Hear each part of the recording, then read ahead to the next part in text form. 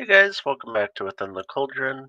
I'm one of the hosts, Nico, and my co host, Chrissy, here. And tonight we are talking about Pride Month and sharing our stories of coming out or parenting children in the LGBT community.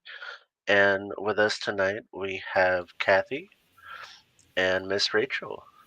Um, and as we go through, you guys know I'm Nico. I use he, they pronouns, and we'll go around. Chrissy. Chrissy, give us your pronouns. We're stealing them. I think you're muted, Chrissy.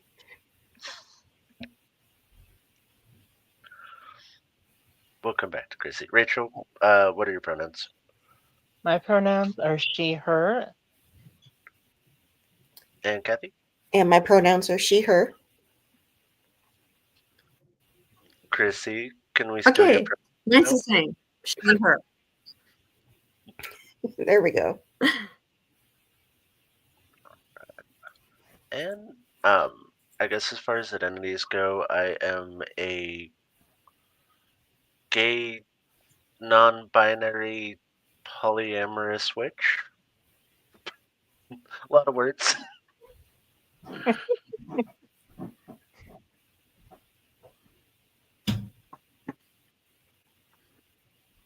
Chrissy's just Chrissy. Me, I'm just straight. Yeah, I'm just straight witch. That's all.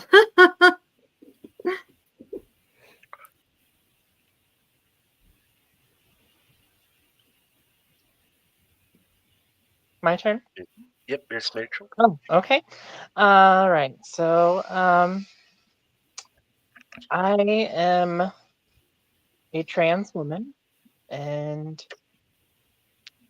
I would have to say, as far as my knowledge, I am a straight woman trapped in a male body. I don't have any kind of attraction towards women of any kind, so yeah. It's the best way I can actually describe myself. I'm just me. I'm heterosexual, married for 31 years. And I'm sure I've been a witch all my life. But consciously was one in my 20s and then reverted back to Catholicism when I was pregnant. And then just recently in the last few years have embraced who I truly am and am happy to be a witch. And then you're also an ally and a parent of a I wonderful trans am. youth. I am. I'm a proud mom of a trans son. That's awesome. Yeah. He's awesome. He's taught me a lot. I'm sure it's been a bumpy road, but it's got to be a wonderful, And may I beautiful add experience. that?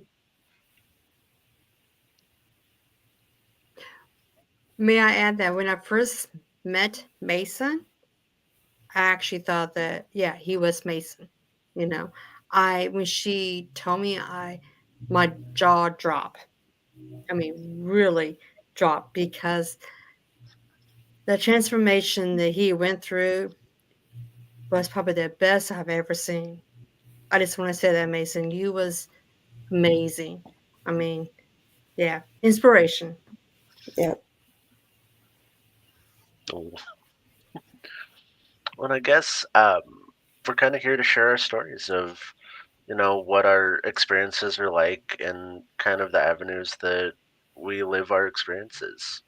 Um, Rachel, you've come out a couple times. Did you want to share your story on that? Oh, brace yourselves. Okay, so starting off, I being in the closet as far as even admitting my attraction to men. For those who don't know me, I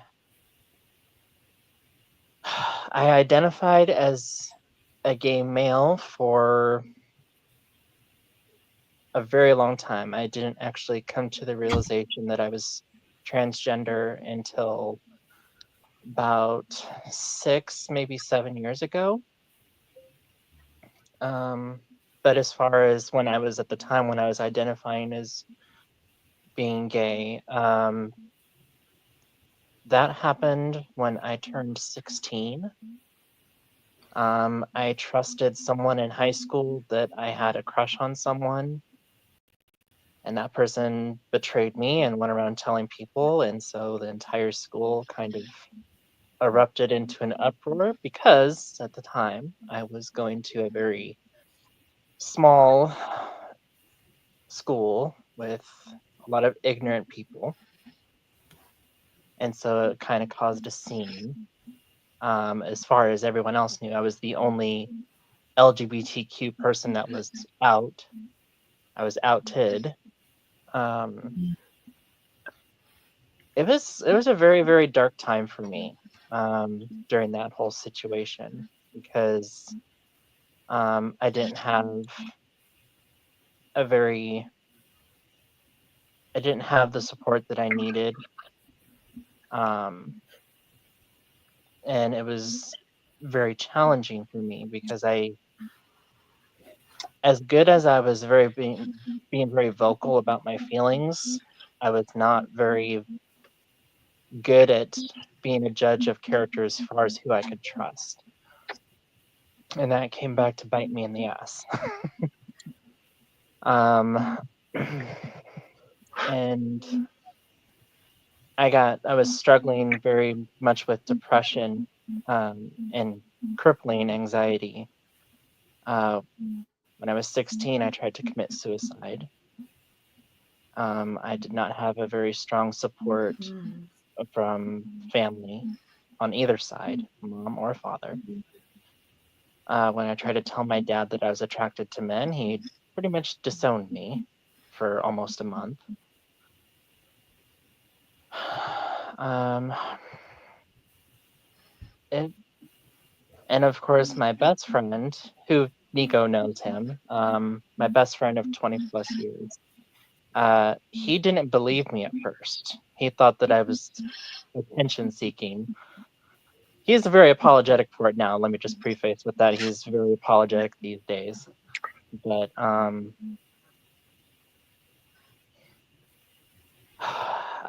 so after that, I spent a very long time in the dark as far as people tried to get me to go on dates with other men as far as gay men, and I always could appreciate my attraction to men, but for some reason I couldn't understand why I didn't want to date gay men. And I didn't really vocalize this with anybody, at least not until very much later, well past into my late 20s. So, oh, sorry about that notification buzz. And so there was one person who I fell pretty hard for this guy. And it was really hard to come to terms with my feelings for him because it was unrequited. And I began to spiral again down into my depression. So I went and I saw a therapist. And the therapist was someone who actually specialized in people that are transgender. Because one of my close friends, they didn't really outright say it, but they kind of hinted at it. Like, why don't you at least make sure, why don't you try to find out what's going on, with you emotionally? And we knew for a long time, and we were just giving her space to come find it. pretty much. Because I had it to kind of backtrack a little bit, I had it drilled into my head that being anything than what you were born as was wrong, and if you're born male, you're male, and that if you're born female, you're female, and that you're not, that there's something wrong with you if you think that you're something else.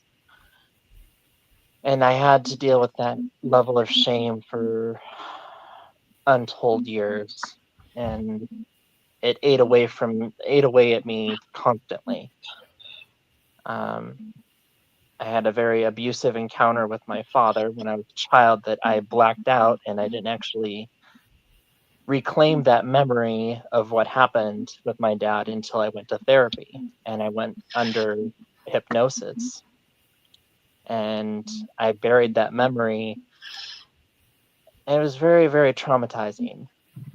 So it was very hard. And but when I finally worked up the courage to come out for the second time as being trans, unlike the first time around where I came out, the second time I had a stronger support system. I had a lot of loving friends and family, chosen family. Blood relatives, no, I left them to the curb where they deserve. But I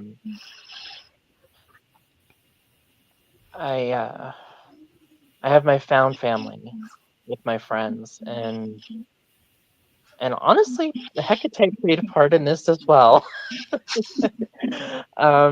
Being a deity of transformation and transitioning and undergoing an ego death, and not just once but twice, it really brought out what I was concealing within myself.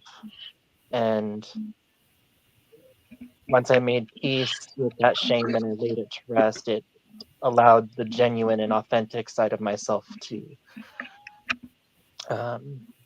rise from the ashes, so to speak, like a phoenix. And so yeah, ever since then, I've been genuinely happy with myself. Like, I'm, as a trans woman, as a witch, I'm very proud of my journey. It started out really dark and gruesome, but it was well worth it in the end for me. Knowing you for the last 15 years and watching you blossom into this gorgeous and happy woman has been an absolute pleasure. Thank you, Nico. And remember, you were one of my first mentors. Well, hey, to be fair, I mean, I learned things from you as well. I mean, there were a lot of things I didn't know about other different branches of witchcraft, so we learned from each other. Mm-hmm. So, oh. Beautiful. But if anyone has any questions,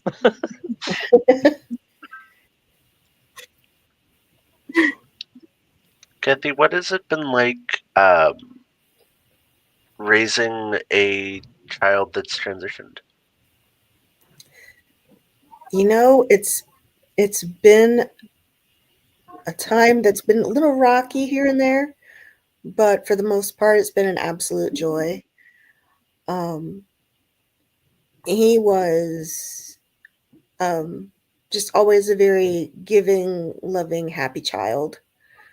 And then when we hit the middle school, teenage years, right around, I want to say 12, 13 years old, I thought he was going through an emo phase because he started dressing all in black.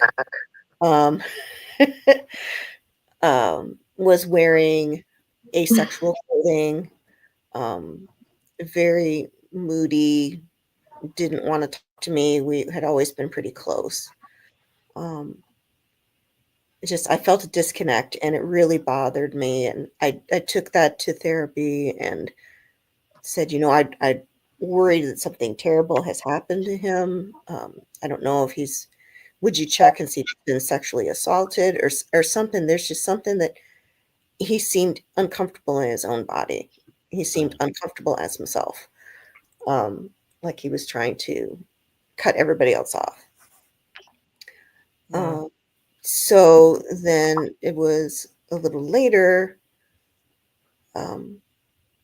I was sitting on my bed with him, just crying my eyes out because um, I I saw my my baby boy practicing self-harm, and that just about killed me.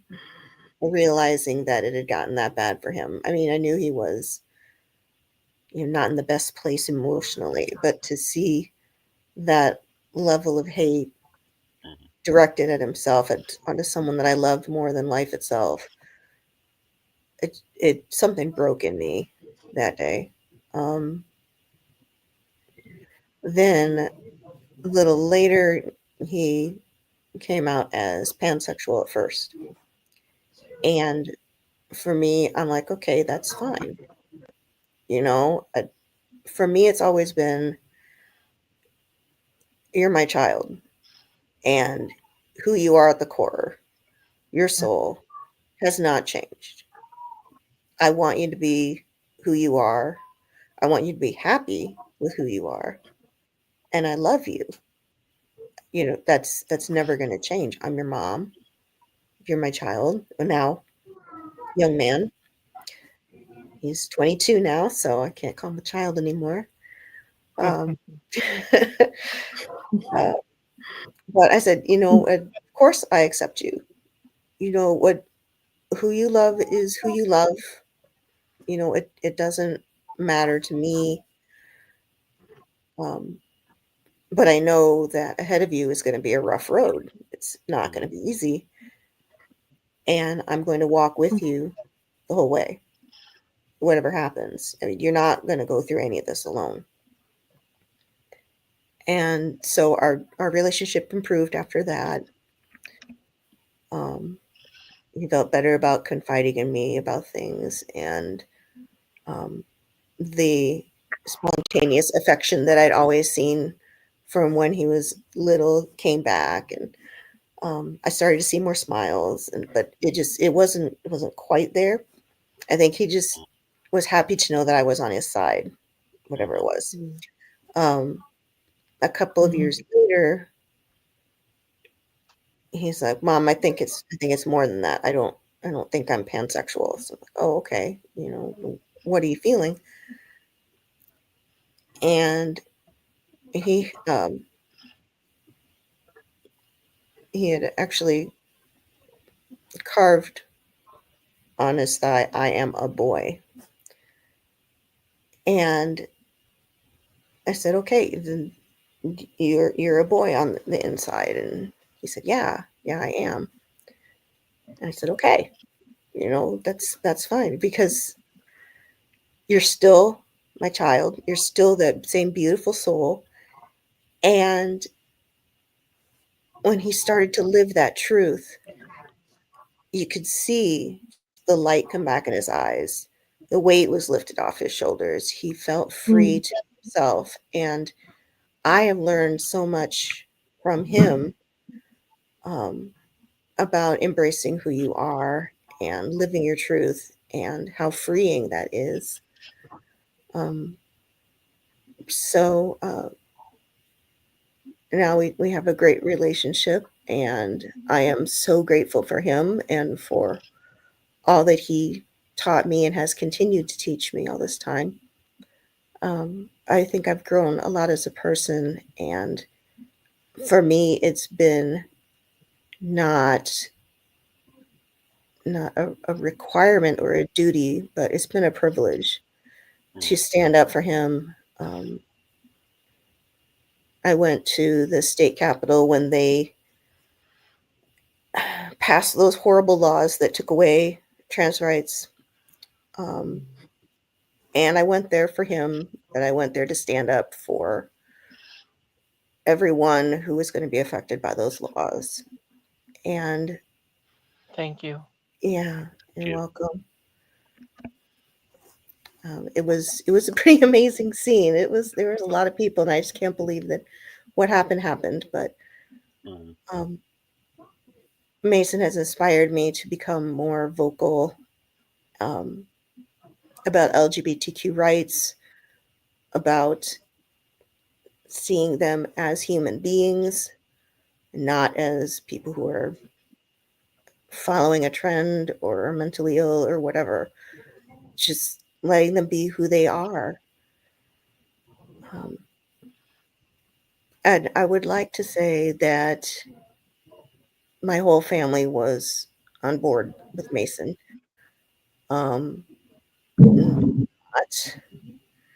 but the two of us that do support him 120%. So he has that to lean on. For me, it gets kind of lonely that I don't have another parent to lean on.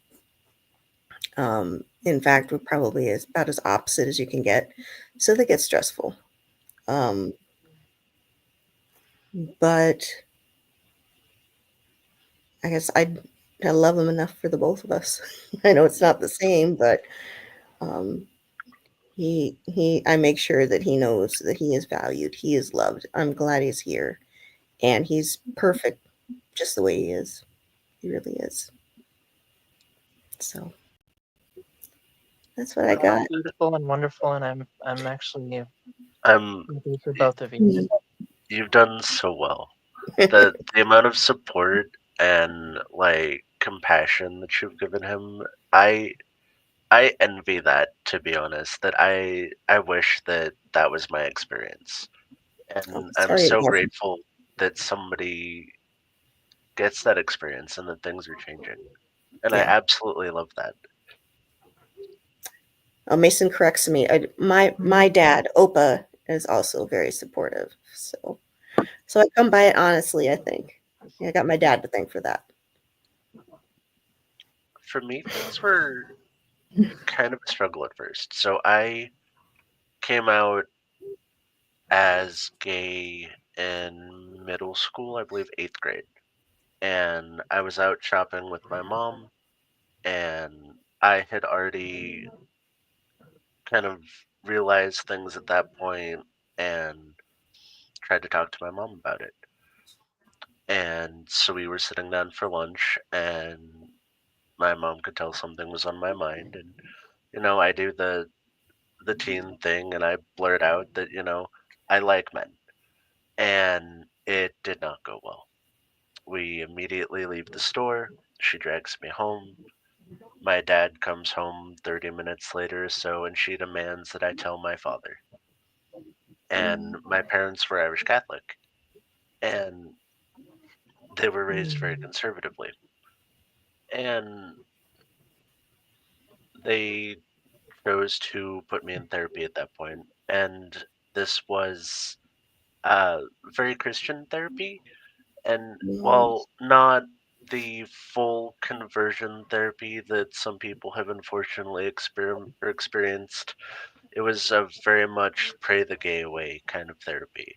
mm, Um, and I did that till my freshman year.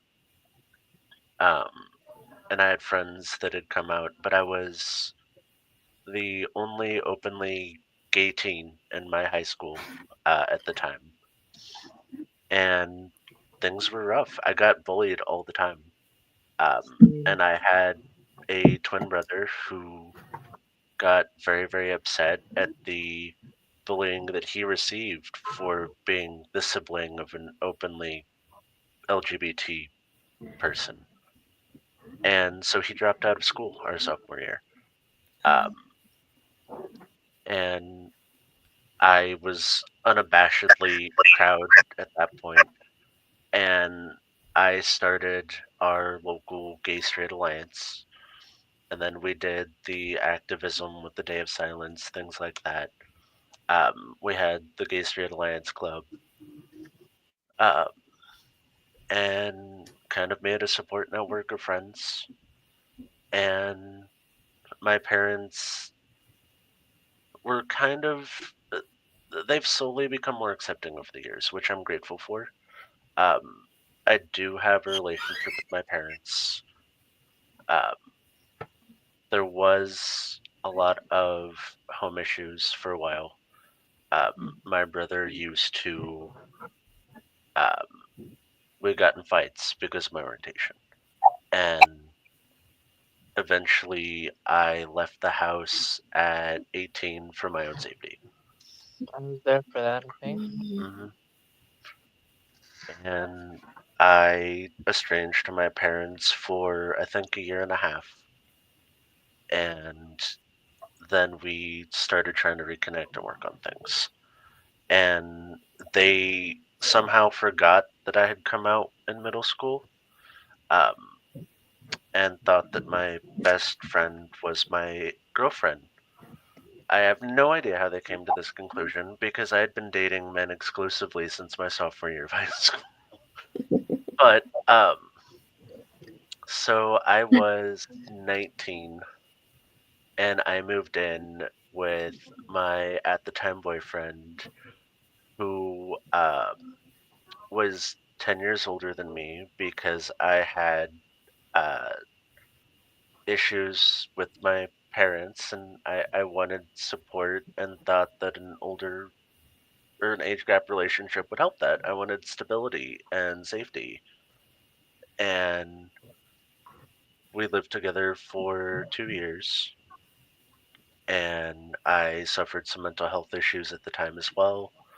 Um, that's when I developed and was diagnosed with PTSD. Um, and my parents, we played this game of they would go fishing and be like, "Oh, ha ha ha, you're gay. Like, is your boyfriend gonna take you over the like threshold when you move into your house?" It wasn't them like being like, "We're okay with this." It was them fishing to ask if I was gay. Um, and then I had to come out again, and they didn't take it very well. Um, and then after that relationship ended, I moved back home.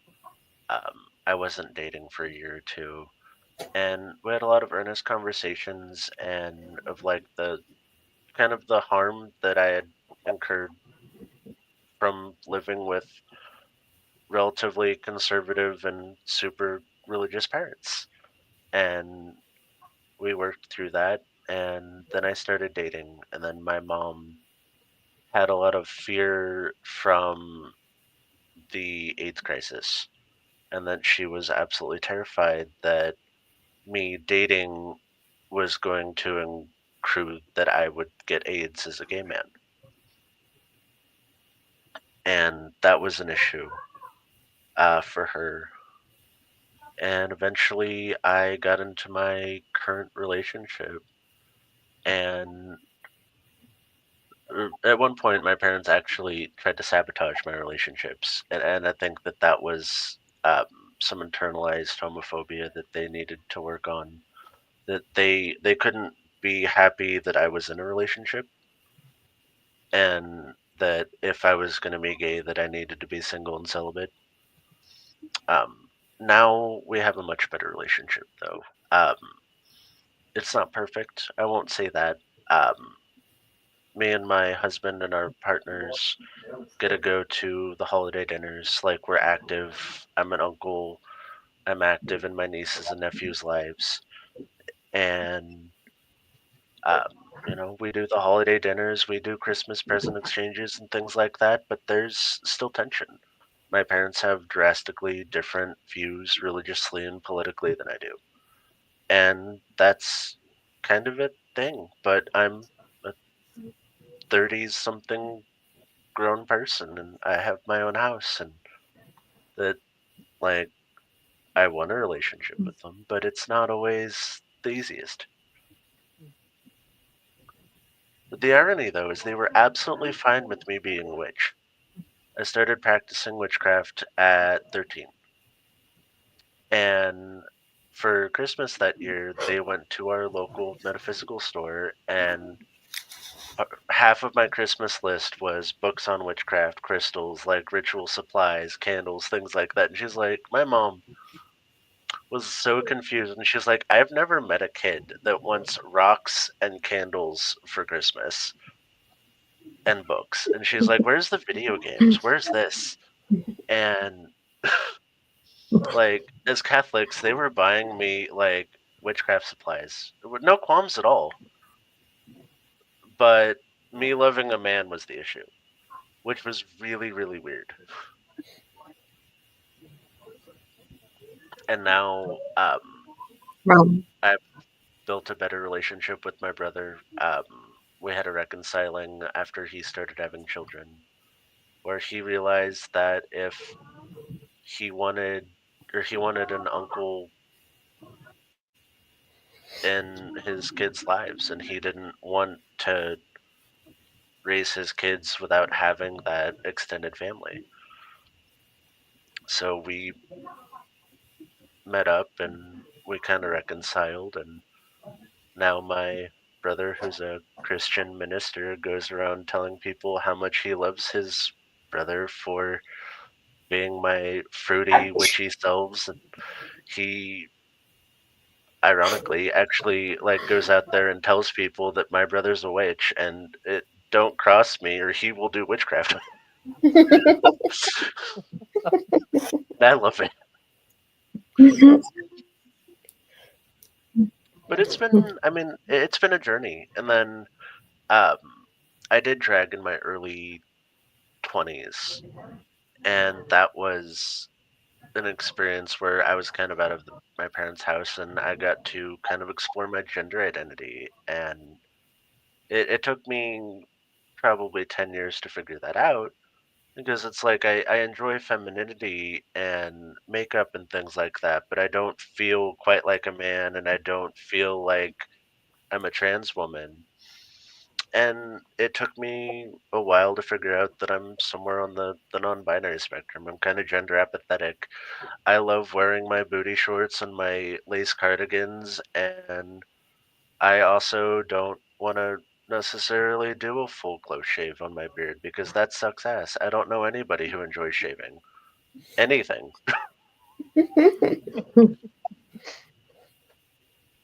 yeah, and then I love our pagan community, and like I'll take our whole polycule out to public events, and we just have a great old time, and everybody's absolutely lovely and fantastic, and all of our LGBT members come out, and we have a pronoun pin basket for rituals, so that if you're new to our rituals, you can put on your pronoun pins with your name tag, and we can get everybody right and have a fantastic time. It's been an honor and a joyous experience for me to see you grow on your journey as well, Nico. And I think ultimately I've come this far surely out of spite. If somebody in life has told me that I could not do something, I do it. You can't get married. You're a gay man. You'll never find somebody to be in a relationship with. I got married. I have an extra partner. You can't get a house. You'll never get a house. Bought a house. You know, I can honestly say I can really relate to that. I've not just as LGBTQ, but just as a woman. It's just good life advice. If somebody tells you can't do something, crush your enemies and prove them wrong. Yeah, pretty much. Channeling that, evil queen vibe that I run. So just like I have a lot of misogynistic men tell me that I can't do this and I can't do that without a man, and I'm like, watch me. You should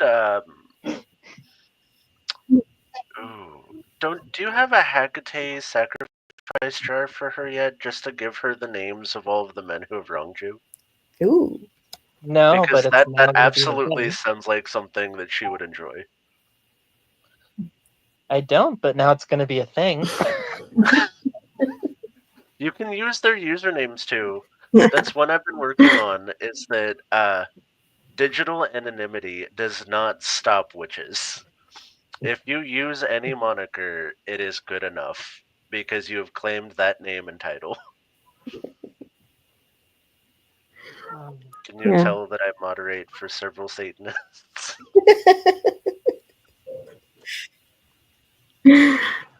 Hmm. But I think that there's so much. I was out last year grocery shopping, and I'm wearing my Trans Pride Baphomet shirt and my pagan jewelry, and I'm shopping for groceries.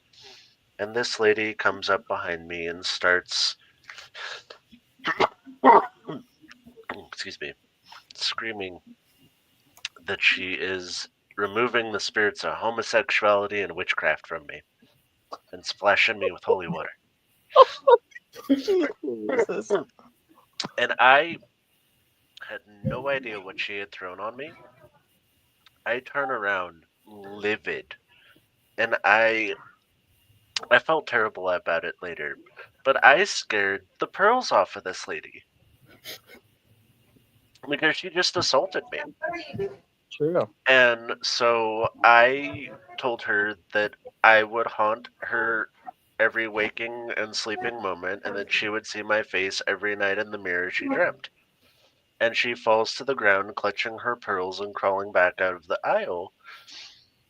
I would not feel bad.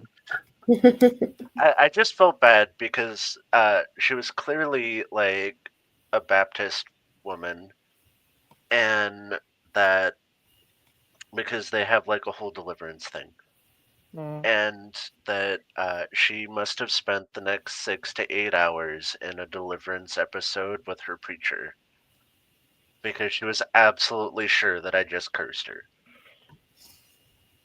Oh, jeez.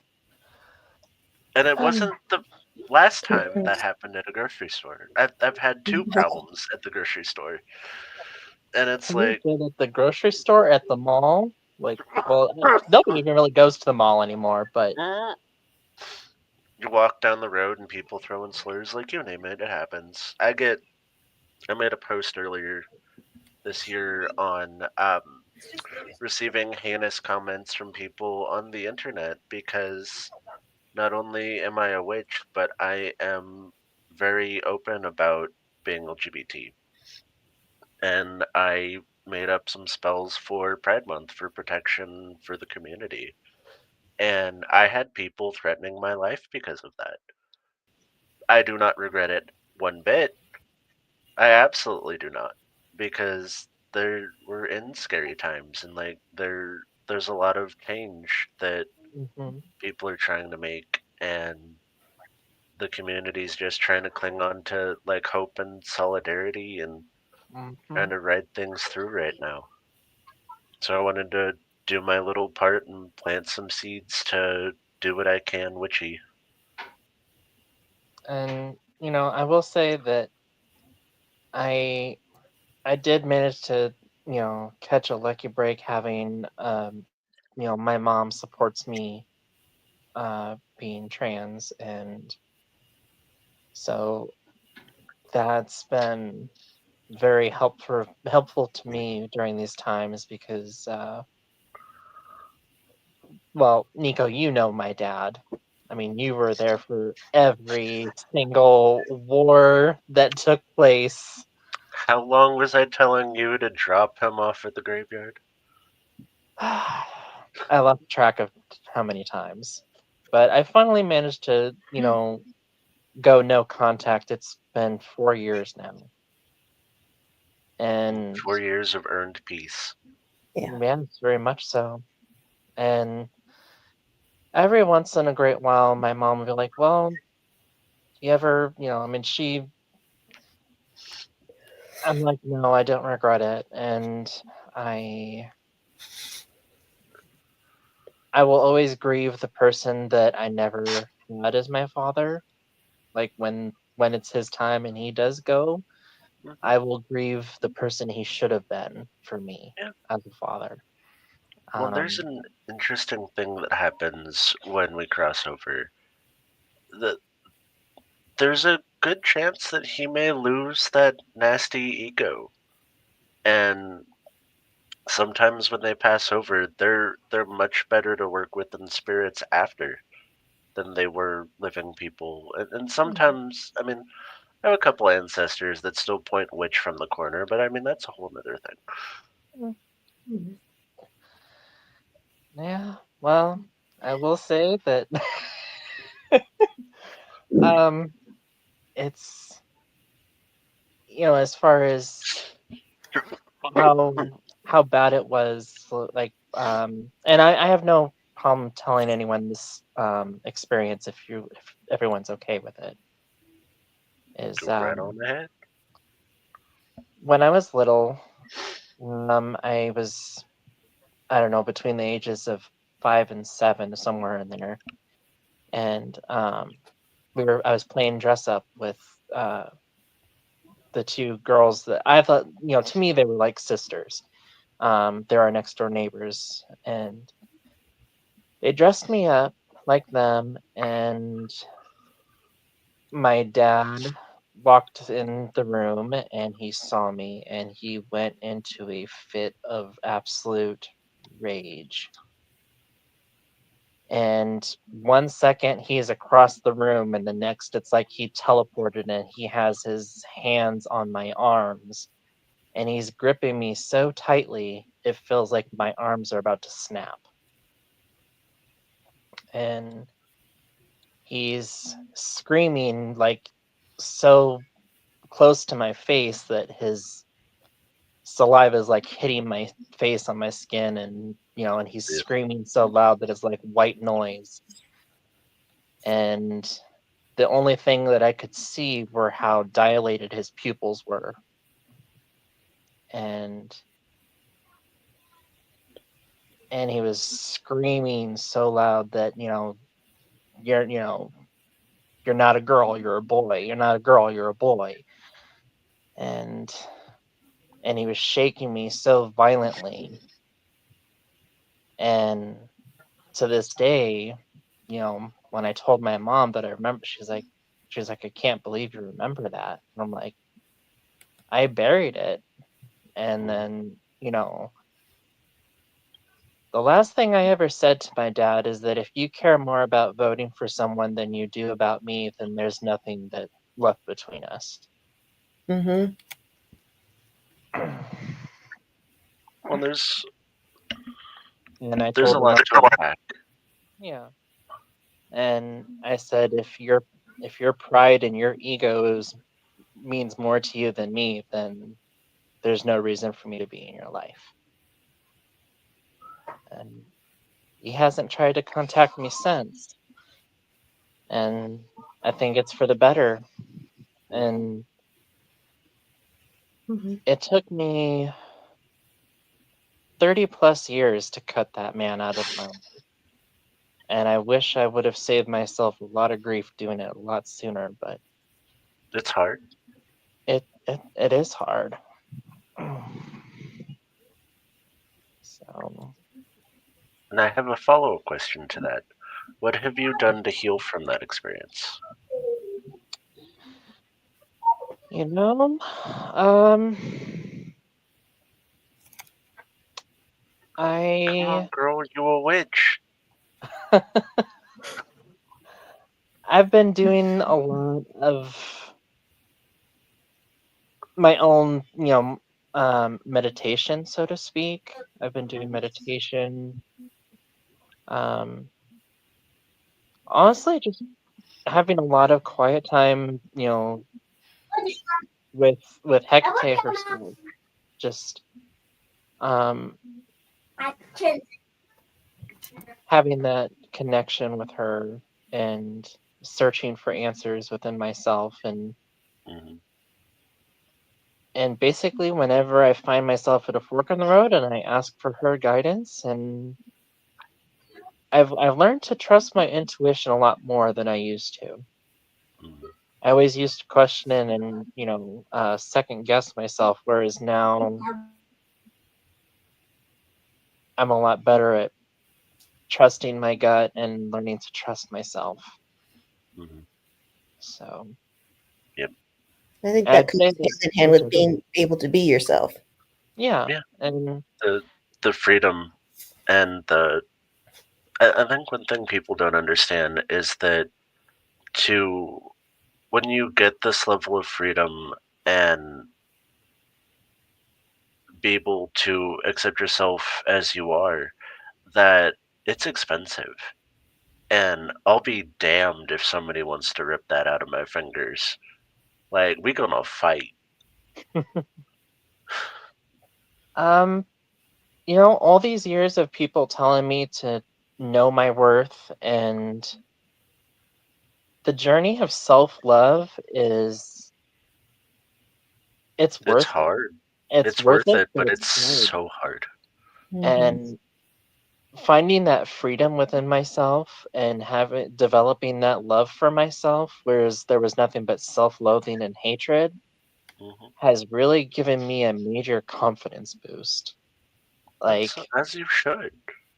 and I remember, because even now, I still remember the first time I felt so nervous about wearing a bra. Like when I first started getting clothes, um, from my friend, she was helping me out, and I was worried about wearing a bra when under my shirt when I went to work for and it was. But then I started to feel more comfortable in my own skin once I started to realize how natural it felt for me to be who I was, Hmm. who I am, and It is and such also changing my name. no. It's an amazing thing to watch someone blossom into who they are. Yeah. Yes. I have a good friend. We were in a Catholic choir together, and um, he was a gay man, and I knew it when I met him. But he thought he was straight, and he was struggling through a marriage, and he just always very somber, but the clothes that he chose to wear were always so bright and happy, and I'm like, you're not you yet. And then when Mhm. he embraced who he was and he came out as gay, oh, just you could see the biggest smile on his face. He was animated. He married another man, the love of his life, and he's happy. And it's it's just an amazing thing to see somebody come into their own as themselves Mhm. Hmm. and blossom and grow. To me, that's really inspiring. Both of you are very inspiring. Thank you. You've Thank you. you've made it through to the other side. Hmm. It's Well, you've not had an easy journeys. no, it's funny you say that, because I've had, Mhm. like, after I started going down my journey and going on my path, I've had other people who know about it Hmm. have met other people who are going through the same thing or have yet to actually start their journey who are looking for guidance, and I'm like, here's the answers, here's what you should avoid. Hmm. It's really They weird. Like, not only surviving growing up as a member of the LGBT community, but living long enough to kind of become an elder. Yeah. And I I also do my part. Um, we have a fairly large house, so I have an extra bedroom. And I have rented out that bedroom to multiple members of the LGBT community. And, kind of, I don't want to say that I was a dad, but like the uncle that, I would put on holiday dinners for friends. And I had an open door policy for every holiday where your family disowns you and you're alone on Thanksgiving. Tell me you're coming over. I have plenty of food. Mhm. You need a place to stay. Your parents kicked you out. I Mhm. have a room. Well, And Beautiful. I'm sorry. Go ahead, Nick. like it's kind of spread through our friends, and they now call our house the queer compound because our entire house is just full of LGBT members. It's me, my husband, our boyfriend, and his girlfriend, who's a wonderful trans woman. And then, we'll have a floating roommate for a while until they get on their feet, whatever they identify as. We've had, I think, about everybody at this point. I've had gay men, lesbians, trans men, trans women, and I'm just glad that I've been able to give them some home. Yeah.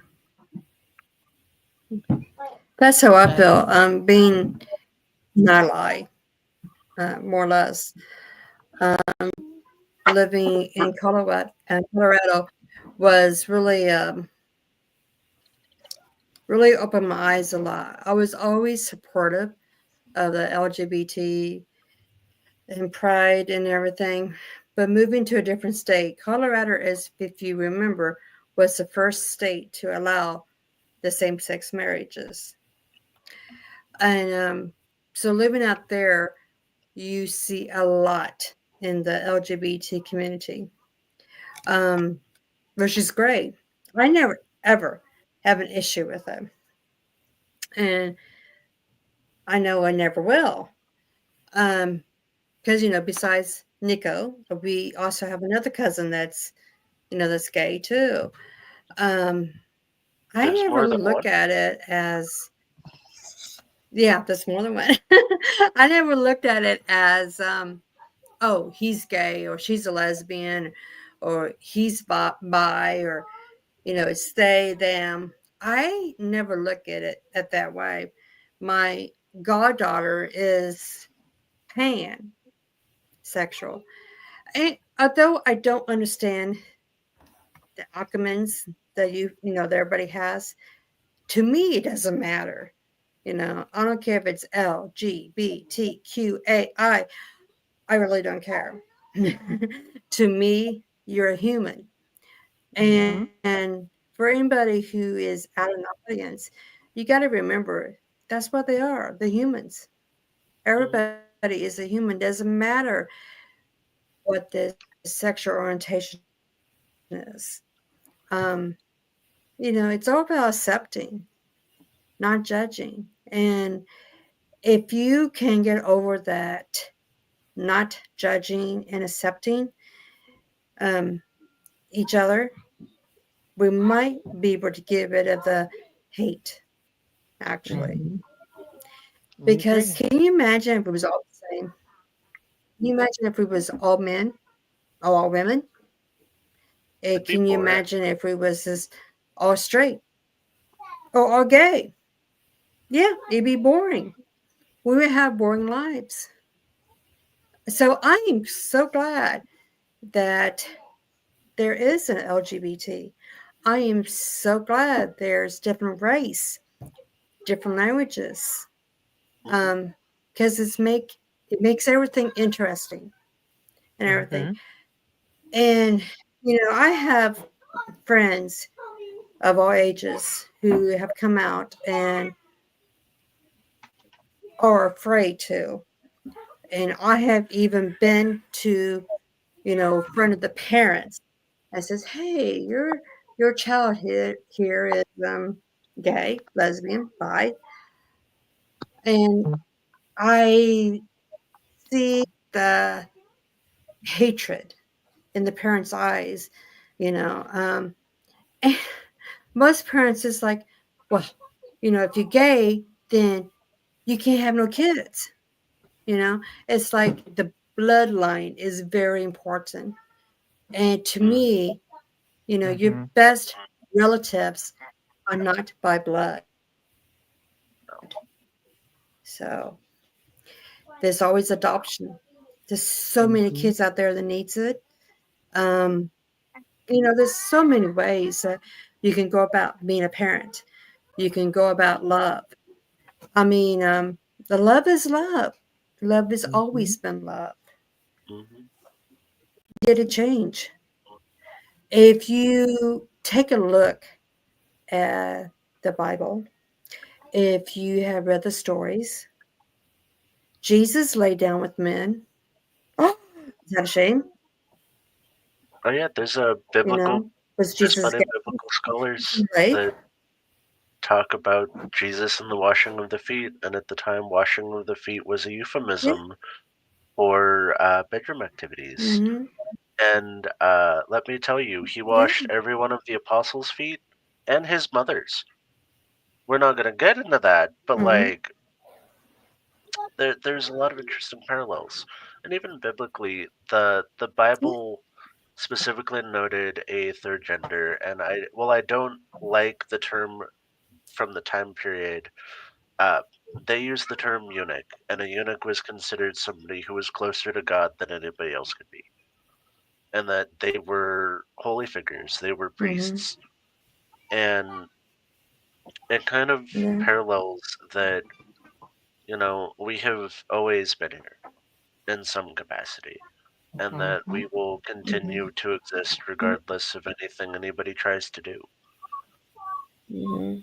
And Yeah. I think that speaks volumes. Absolutely. That, Does. the cult of Yeah, Dionysus, the it cult of does. Freyr, uh, the cult of Mm-hmm. Hermestia, the goddess of transsexuality from the Greek pantheon, daughter Even of the Aphrodite. Satanism thing too. Mm-hmm. Yeah, Yeah. Satanism. Like we have always survived through trials, and life may not be the easiest for us at some times, but as a community, we always seem to persist, and I think Yeah. that's a testimony to the spirits that are our rainbow community. That Mhm. we're strong. Yeah. We're reclaiming spaces and reclaiming words, and I absolutely Yeah. love that. Mm-hmm. And Yeah. as It um, is. and- And sorry, go you ahead. know, even going out drinking with our friends, especially in Colorado, my husband and I always went to the gay bars. We feel safe. And I know a lot of people says, "Oh, I cannot go. I get hit on and everything." You know, Don't um, put off the offer the of free drinks. LGBT community is not like that. Huh? I Oh, I tell my yeah, we straight get free friends to drinks go. sometimes. I tell my straight friends to go all the time because they'll get free drinks all night. You don't gotta go home with them. Yeah, yeah. Yeah, I remember the one time we took my son-in-law and his sister was visiting us in Colorado, and we all went out to Club Basics. Now, not Club Basics, Club Q, excuse me. I was thinking Cedar Rapids. Club Q. And as you know, Club Q, um, somebody shot up Club Q probably a few years ago. I did have a person that I know that was a bartender that got killed. But Mhm. we always went to Club Q. We saw the drag shows. It was such a fun time. Um, you know, and it was safe because even if somebody came up to you, all you have to say is, "I'm straight," but we can still be friends. My husband met so many trans and gay guys that came up to him, bought him drinks, that was talking. By the end of the night, they hugged each other, said goodbye, exchanged phone numbers. Yeah, Not as a sexual, intention, but as But making friendship. friends. mhm, Because you got to be friends with the LGBT too, because they're human. They're just like us, except maybe they love somebody of the same sex. That doesn't matter. You know, maybe they want to be a woman or a man. That doesn't matter either, because everybody always says, "Oh, God doesn't make mistakes." How do we know? We have an interesting Aren't parable. angels unisex? Yeah. Mhm. Well, aren't angels unisex?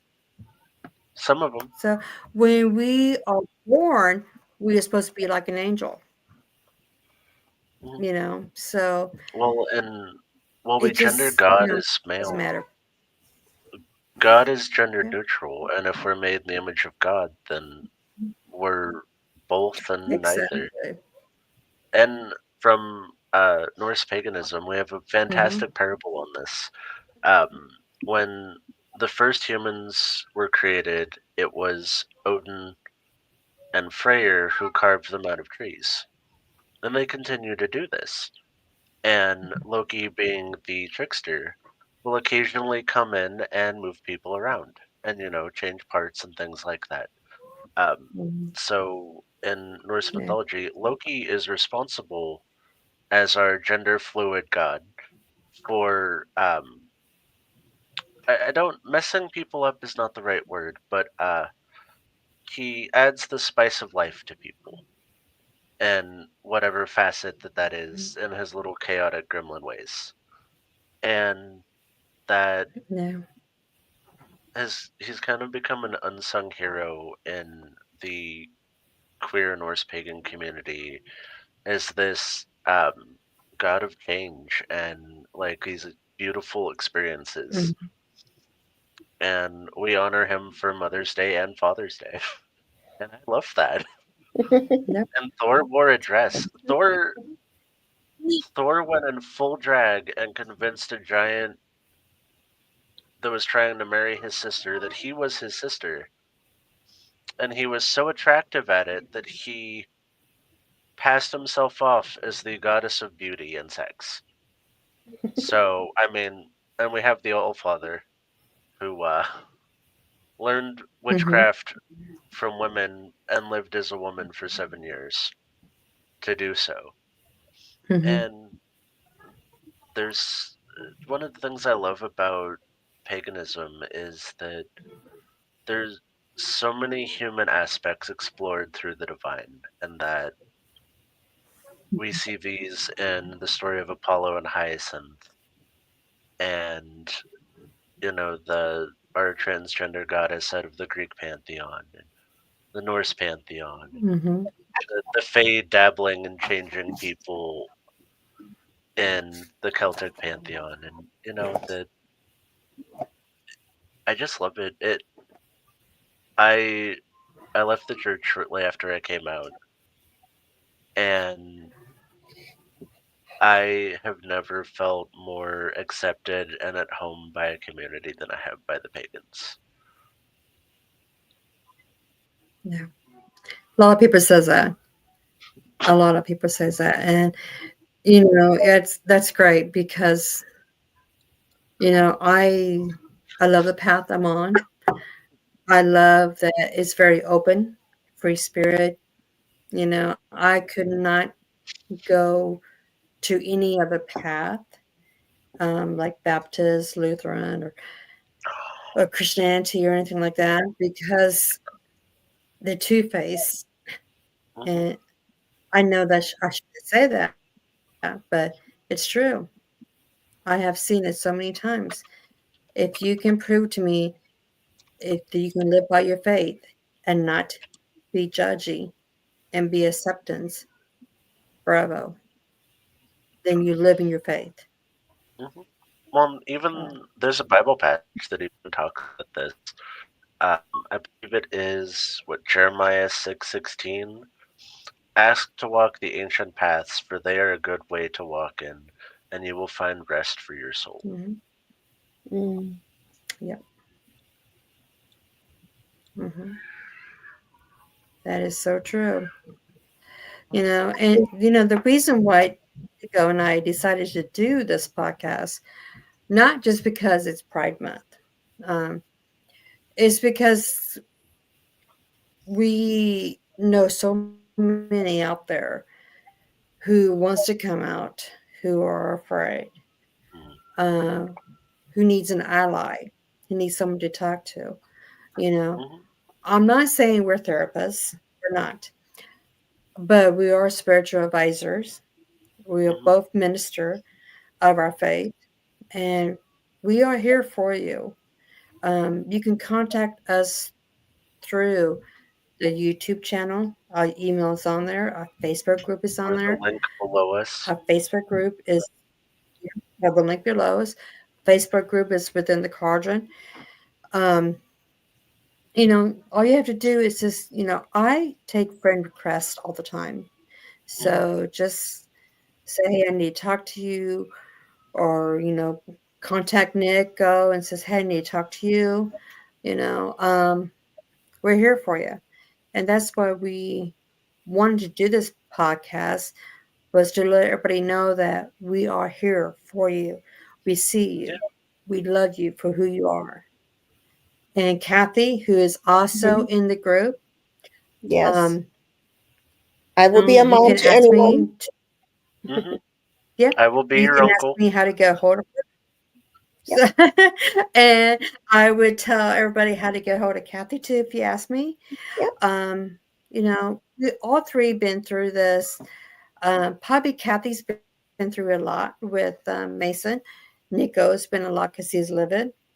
I just been through it because of friends and family. Mhm. Um, you know, so all three of us, we are really here to help everybody Mhm. about this. And whether you come out of the That's closet my or last the broom word. closet, we're Mhm. here for you. And we have a fantastic community. We don't tolerate any nonsense. Right. I think the common We line don't. between um, coming out as LGBTQ and coming out as a witch is the bottom line. Don't let anyone else tell you who you are. hmm You Exactly. determine who That is you are. Live who you. you are. And that's the most beautiful way to Mhm. go. Be happy, be Yeah. free. Hmm. You being real. Be hmm real. Be happy for Live you and are, love just like Nico was authentically. saying. Yeah. hmm Yes, that is correct, because it's tough. It's going to get tougher. hmm I don't have no advice about what should I do in times like this. My advice would just be yourself, Hope. fight for yourself, fight for those who are like you. Um, when you do fight with love, not with hate. Because if Hmm. you fight with hate, you're just going to get more hate. So hmm fight Yeah. with love. The advice I can So, give is have hope in the community. Um, be safe. Travel in groups. If you are engaging in any activism or protests, a tip from a witch: carry calendula and licorice fruit in your shoe. This protects from harm in the face of adversity and unjustified prosecution. Um, so my little contribution to those who may be protesting or going through pride parades and things like that, um, and ultimately know you're loved. Like, I'm proud of everybody, and I want to see everybody succeed in life and their relationships and be happy. And mhm. I think that as a witch, like, that's kind of everybody's goal. Is I want everybody. I would say that I want like love and peace and everything, but I don't think that's realistic. I just want everybody to be authentic and be happy. Hmm. Mhm. Before we end the live, I just want everybody that's on the panel to stay just for a couple of minutes so we can get the recording, so it won't drop on us. Because it can. So, um, does anybody else have anything else they would like to say? Any words Um, of wisdom, Mason, do you advice? have anything you want to say in chat? I I mean, I do. If anyone else, if I want to cut anyone off. Oh, go, Rachel. So this is a problematic thing that I think that everyone needs to be made aware of is, and I've had this conversation with Nico a few times. I even showed him a few people that were guilty of this. Is it makes me incredibly sad, but also very cautious that we even have people within our own community who are bigots. I have crossed paths with both on the internet as well as in person. I've met gay men who hate trans women. Simply because they say that because of trans women that we are erasing gay men. I don't see how, but and uh, Where and you see it's injustice. it's become a political thing, even to the point where there are gay men and lesbians that support conservative political figures um, who are in full support of dismantling transgender rights. And I've also met people who are pagan who are bigots against people that are transgender. And so it's like we even have turncoats and, betrayers and traitors within our own community. So a word of caution to people is just because someone tells you that they are part of LGBTQ Or a is not pagan. an instant It's not a pass. pass for that they are worthy of your trust. So always proceed with caution because We have a parable for that, which is if you see injustice, speak out upon it and give them no peace. mm-hmm.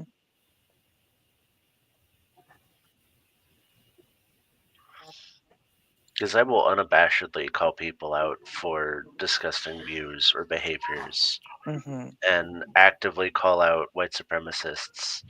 And I will punch a Nazi in the face, hands down. And I will enjoy every second of it. So and like you were saying is, fight with love and Or your hands. Sometimes it's okay to throw hands. well, trust me, I would say that if I could actually cast lightning bolts and fireballs out of my hands, I would be doing that probably a little bit more than I should. We'll But, work on it. We'll work on it. I'm um, still trying to turn people into toads. It's okay.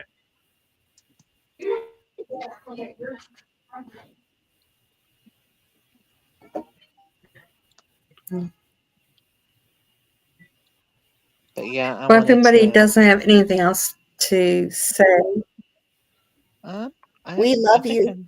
I'm We good. love Yep, you. we love you. You're seen, you're heard, you're we love valuable, all of you guys who's watching. See, you're we love you. beautiful, you're handsome. Yes, If you nobody's are. told you today, you are You are enough and you beautiful in are every way. worthy. Yeah, you are enough.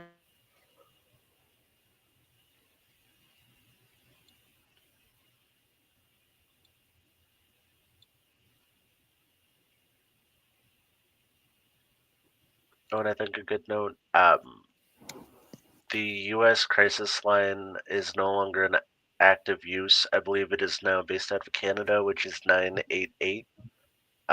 If you need assistance, uh, please call, reach out.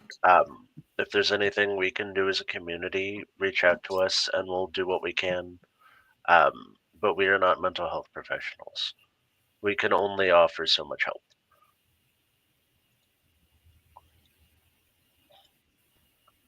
Yeah, And on that that is note, true.